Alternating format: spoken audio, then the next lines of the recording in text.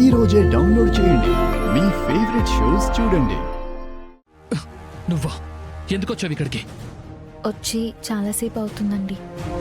మీకు థ్యాంక్స్ చెప్దామని వెయిట్ చేస్తున్నాను. ఎందుకు థ్యాంక్స్? నీ ఆయన చేతిలో దెబ్బలు తిన్నందుక? మీ ఆయన వల్లే ఇప్పుడు నేను హాస్పిటల్లో ఉన్నందుక? ఇందాక మీరు పై ఆఫీసర్తో మాట్లాడడం నేను విన్నానండి. కొట్టింది ఆయనే అని తెలిసి కూడా మీరు ఆయన పేరు చెప్పలేదు కదా, అందుకు. ఓ, మీ ఆయనకు నేను మేలు చేశాననుకుంటున్నావా?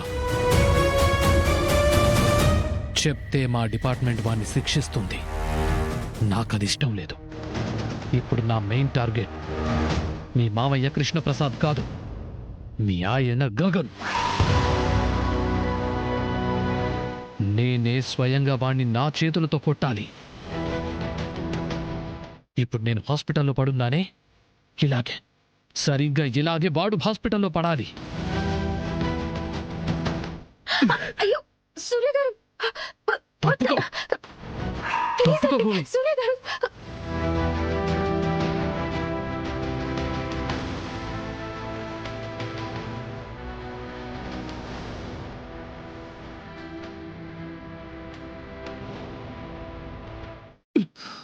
ఆవేశపడకండి.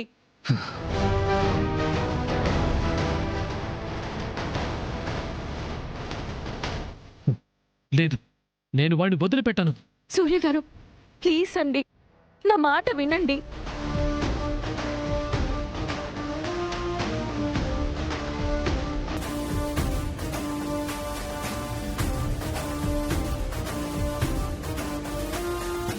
ఎందుకండి ఆవేశపడతారు? మీ అన్నయ్యని చంపించారన్న అపార్థంతో మీరు మా మావయ్యని చంపాలనుకున్నారు. ఎంత కాదనుకున్నా మా మావయ్య వాళ్ళ నాన్న. మరి కోపం రాదా? అందుకే కొట్టాడు.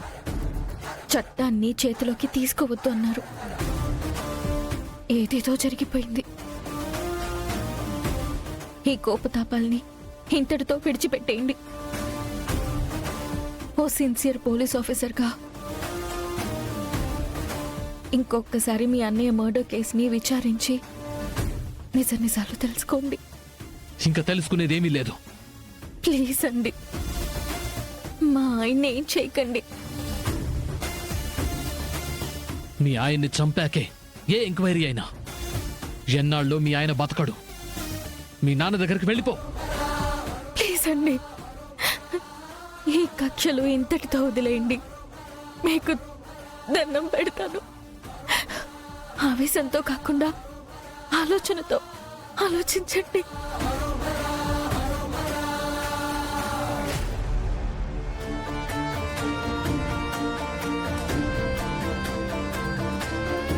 ప్లీజ్.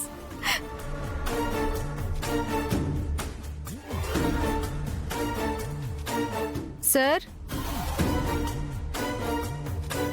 ఎస్పీ సూర్య గారిని కలిసారా?